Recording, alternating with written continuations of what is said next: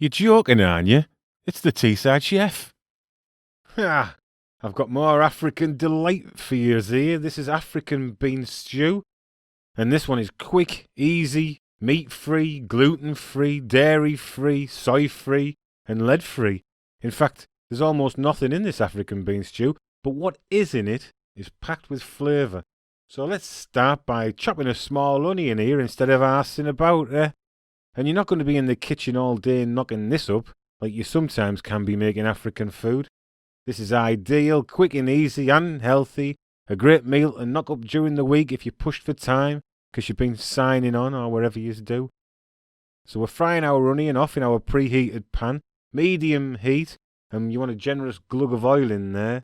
And then get your onion in and cook that until it goes translucent. And don't be scared to give it a stir every now and again, it's not going to bite you. And if you're intrigued by the idea of African food like I am, check out some of my other recipes. I've got loads of tasty African food for you there.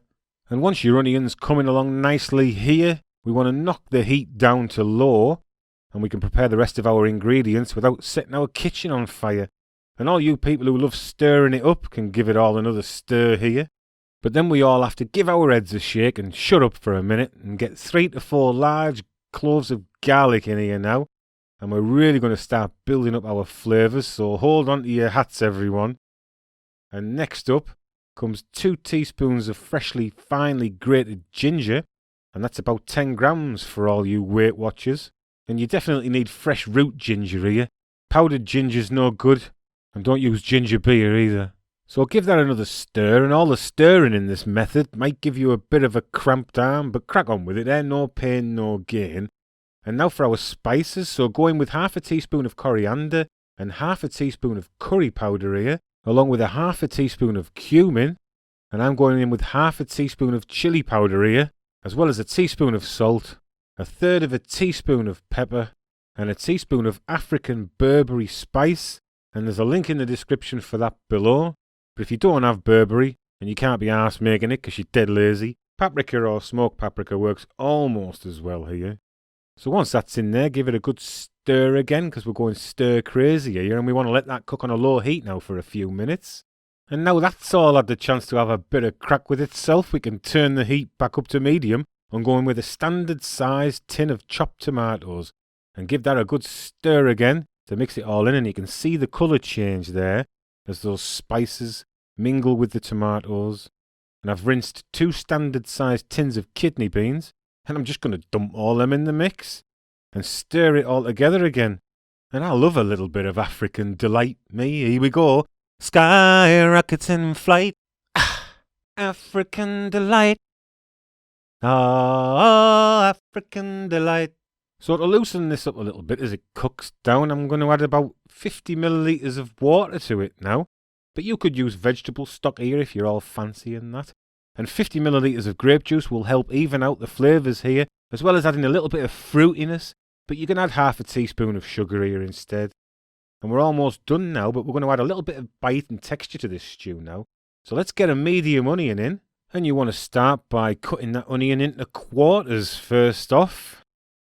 And take out the core, that woody bit in the middle, and discard that.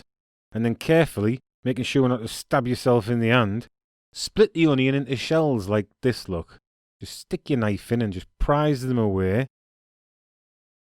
And then you want to get rid of all those middle bits that are hanging around and put your onion to one side while we prep a bell pepper here. And I reckon the green ones are the best for this, but I'm not racist, so you can use any colour you like. And I like decent sized chunks of pepper in my African bean stew. But it's up to you what size you make them, isn't it? I mean, I'm not going to come round and leather you for cutting them a bit smaller. But I do think that if they're a decent size, it just gives your teeth something to do while you're cramming all this into your face holes. And when your veggies are prepped, get them into your sauce, which should be gently bubbling away now. And you should put your veggies in a simmering sauce about half an hour before you want to serve this up, to give them a chance to soften a little but still have a crisp bite to them. And just before you serve this up, give it a good glug of olive oil or a good quality oil. Refined coconut oil would be perfect for this as well. Check the seasoning to make sure that you're happy as Larry with it. And one final good stir will see you lot home and hosed with this African bean stew. And let's serve this up in an African medley with some hummus, which goes perfectly with this. Link in the description for my hummus recipe as well there. And this lot is definitely healthier than just sitting there like a big whale watching this video on your smartphone on YouTube. So get up and go in the kitchen and go and make it. And let me know how it goes in the comments there. Looking forward to having a little bit of crack with yous, my mates. Alright then, see yous later. Ta-ra.